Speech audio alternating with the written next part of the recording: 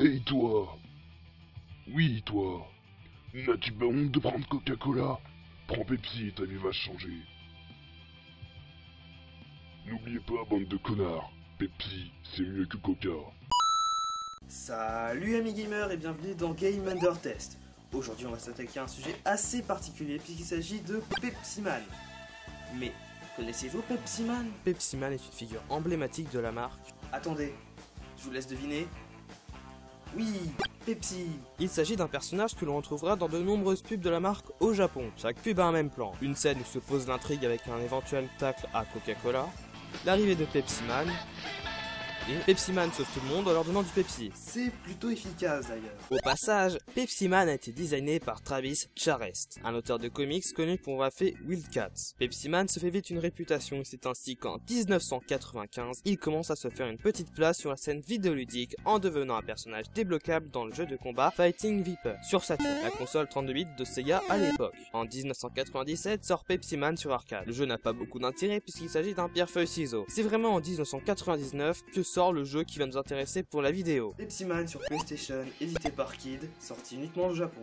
Oui. En gros, ce jeu est la pub d'une pub qui fait de la pub pour une marque. Pubception quoi. Le jeu a été développé avec un tout petit budget. Vraiment pas envie de jouer à un jeu publicitaire, mais un jour un grand homme a dit: N'oublions pas que chaque jeu est une œuvre d'art qu'il faut analyser de fond en comble pour voir à quel point c'est une beauté.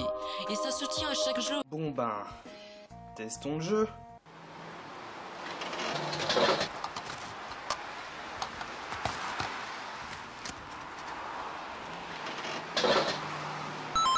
C'est Mike Butters, mais qu'est-ce qu'il fout là? Pour ceux qui ne sauraient pas qui est Mike Butters, eh bien il s'agit d'un acteur ayant joué dans quelques films Saw.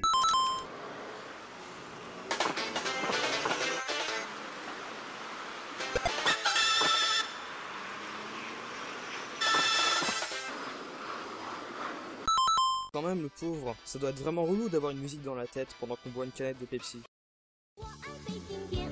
Alors le jeu commence sur... Hey, let's start the game! Ben, ça commence bien.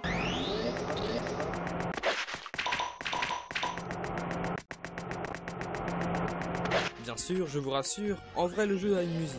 Il s'agit juste d'un bug d'émulation qui m'est inconnu. Sinon la musique du jeu est fort sympathique. Sinon ce jeu est un runner où l'on contrôle un Pepsi Man surexcité à l'idée d'aller prendre une canette de Pepsi dans le distributeur du coin. Pepsi Man se déplace tout seul et nous devons rediriger celui-ci, lui faire des glissades, sauter et dasher. Et le jeu, qu'est-ce qu'il vaut dans tout ça? Il est bon. Oui, ce jeu est bon. Certes, les graphismes ne sont pas au top de la forme, mais il n'empêche que chaque niveau a un environnement qui lui est propre. D'ailleurs, le level design est conçu de manière à ce que le joueur ne s'en lasse pas. D'un centre-ville en passant par le métro et le désert jusqu'à un putain de labo, vous n'aurez pas le temps de vous ennuyer. Et le gameplay, bien que simple, est plus qu'efficace. Au fur et à mesure du jeu, la difficulté s'accrue jusqu'à devenir horriblement dure. Mais merde, putain de merde. Putain, jeu de merde, va te faire foutre. Et aussi, Pepsi Man a fait preuve de génie. Pepsi Man a prédit l'avenir. La deuxième partie du deuxième niveau ressemble fortement à City Escape dans Sonic Adventure 2. Pourtant, ce dernier est sorti 2 ans plus tard. Coïncidence? De plus, entre chaque niveau, on a une cinématique où Mike, pas celui-là, l'acteur de l'introduction, se saoule avec quelques canettes de Pepsi.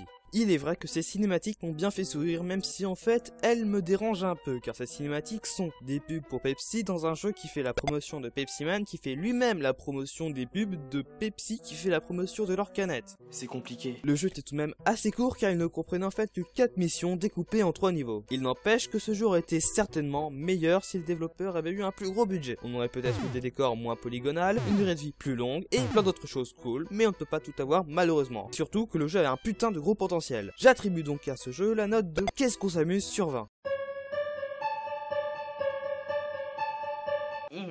C'est dégueulasse.